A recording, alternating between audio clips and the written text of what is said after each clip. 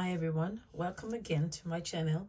Today I have this Maimeri Blue Sahara Colore Aquarelle Superiore watercolor that I just got from Amazon. I have been looking at it for a while and I decided to purchase it on sale. I have been looking to buy more of the Maimeri Blue watercolors because from Jenna Raining, she mentioned that these colors don't have a lot of they're not toxic, and I have been enjoying using them because they're very pigmented.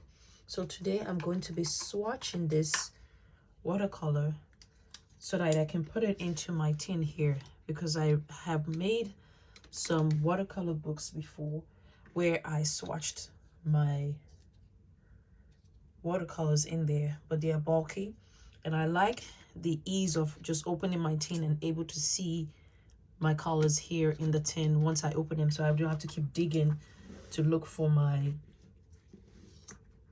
colors.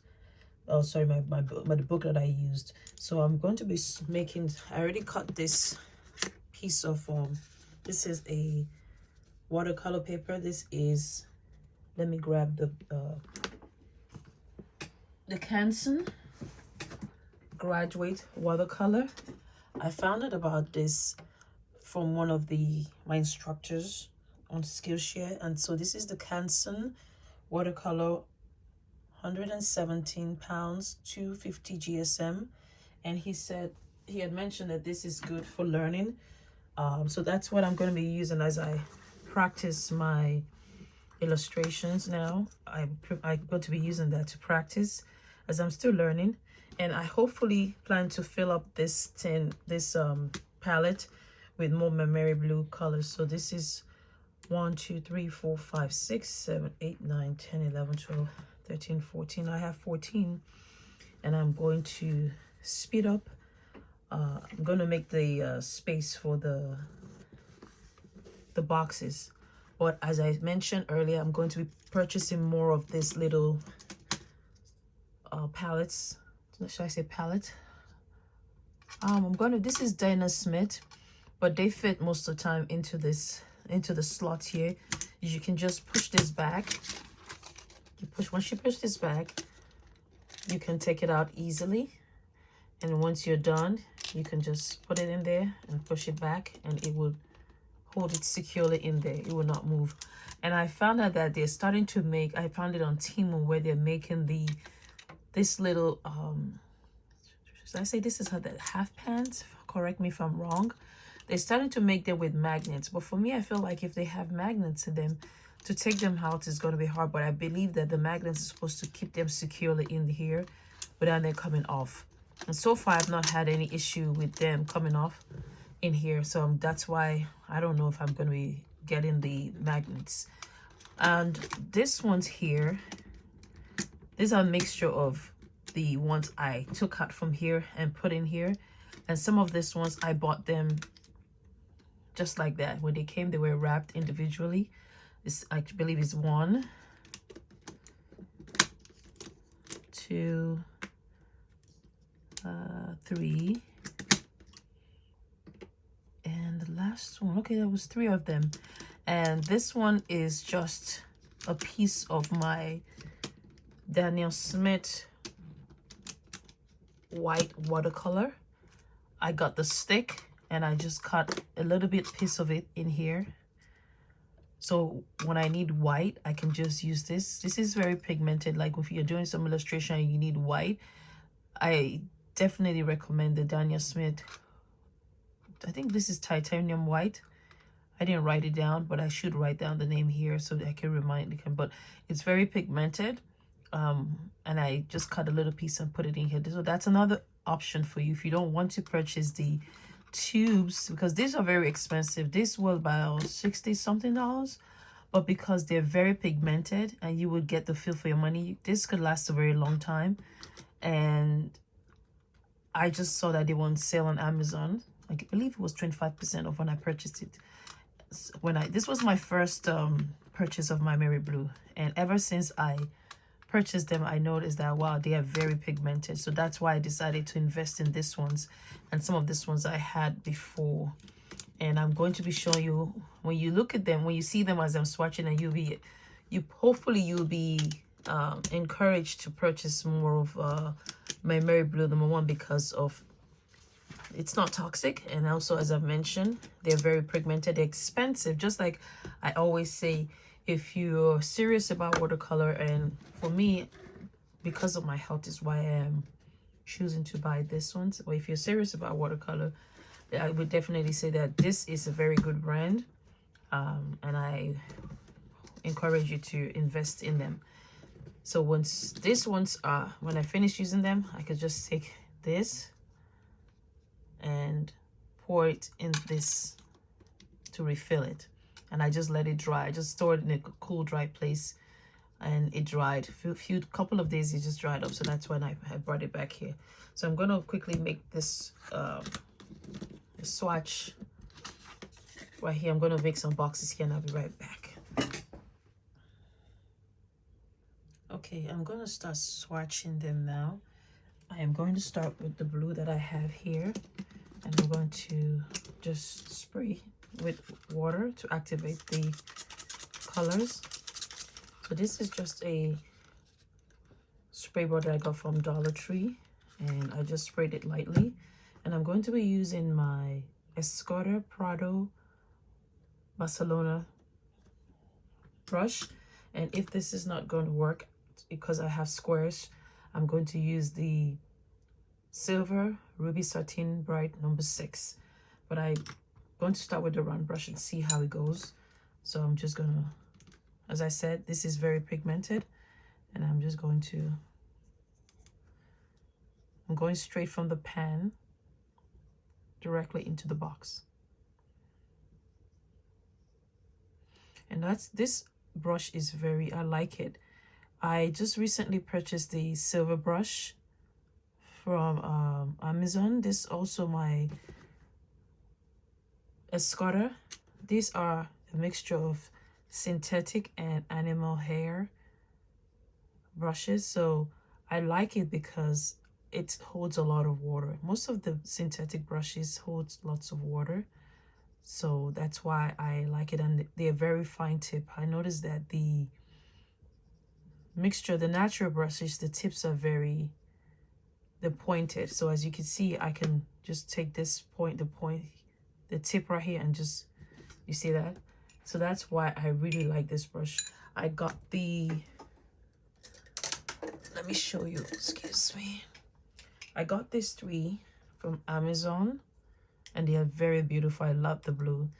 This is, as I said earlier, #8. This is #18, and this is #12. I believe this can be used as a mop brush. And since I've been using them, I've enjoyed using them. I'm still getting used to my silver brush. Also, most of the time, I would advise, if you're getting your watercolor brushes, just get them in a set, because they tend to be cheaper that way. Buying them individually, sometimes, if you can, I would just advise buy your brushes in a set, and look out for times when there's a sale on Amazon. I'm going to be doing a video, because I would consider myself I can draw, but I would say with watercolors I'm a beginner, because I'm still learning how to layer my watercolor, to have that I'm not overworking my watercolor paper. So as you can see, these colors are very pigmented. I enjoy using them. When you start, I advise, when you start learning how to paint or watercolor, I would advise you to get this Maimeri Blue. You can get it as you get better and as your skill improves, then you can get it. But right now I'm using this. I'm going to put my brush away and open this and show you. This is the Winsor & Newton Cotmans. I got this because when I travel, this is easy to carry around. And they come in 1, 2, 3, 4, 5, 6, 7, 8, 9, 10, 11, 12, 13, 14, 15, 16, 17, 18, 19, 20, 21, 22, 23. These are 24. I've had it for a while, that's why I'm counting. But one thing I noticed that they are not as pigmented as the Maimeri blue. So I advise you all to get something that is maybe like, it's not too expensive. This was not too expensive. Also, this is Amazon, and the Maimeri blue also is from Amazon. It's more expensive than this. This came with a brush, and this is what I've been using to learn or for my sketchbook. And as I get to start doing professional for my illustrations and surface design, I'm going to be using this. So this is a very good starter kit for anyone that is looking to start learning how to watercolor. So I'm just going to speed up the video and be back once I'm finished swatching all of this. So I have finished swatching all the colors. What I did was to arrange them accordingly to how I swatched them, and I'm just going to wait for them to dry. This is how they are swatched. This cadmium yellow dip and the gamboge hue are very close. That's why I didn't put them together. I had a hard time kind of figuring out which is which, because as you can see, this is the gamboge and this is the cadmium yellow dip, and I did my best when I was purchasing to make sure that I'm not purchasing a color that was close to each other. And I realized just now that they're very close, but I believe that the cadmium yellow dip is more like a, it's like a lighter, I don't know, I've looked at it over and over again and compared it, but they're very close. But I think the cadmium yellow dip is it's more like an orange. What do you think? This color is something I'm still trying to figure out. The first time I swatched it, I didn't understand. It has a hue of green. Bring it closer. It has a hue of greenish here. If I pick up the bottle here, should I say bottle, the tube here, this is a transparent Mars red. It has that something like, I kind of felt something was wrong. That green you see there, it's how it came. Look at the content, look at the top. I didn't mix any color with it. It just came like this with that green hue in there. So I guess that's what makes the color. So I don't understand why. I believe that's how, when they created the color, that's how that's one of the colors they used to derive that color, and it's very pigmented. It's a very beautiful brownish orange. This is it right here. This is its thick, and this is it diluted. Sorry, I was just, this is it right here. It's very, when you dilute it with water, it's not as thick as that. So I really like the colors. As you can see, I have brought out my old Maimeri blues, the ones I had, and I mixed them here, and I just set them here so I know which is which, so I don't confuse the colors.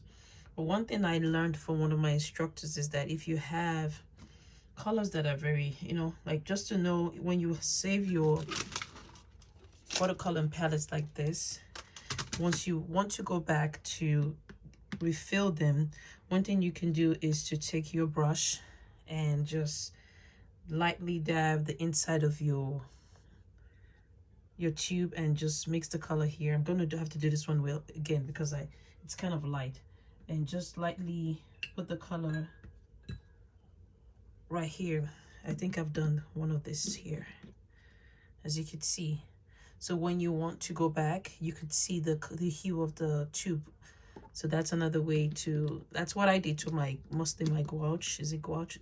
I hope I'm pronouncing it right. That's what I did to my gouache, and I did it to this one. So when I want to go into my drawer right here, I can easily look at it and see this is the color I'm trying to refill.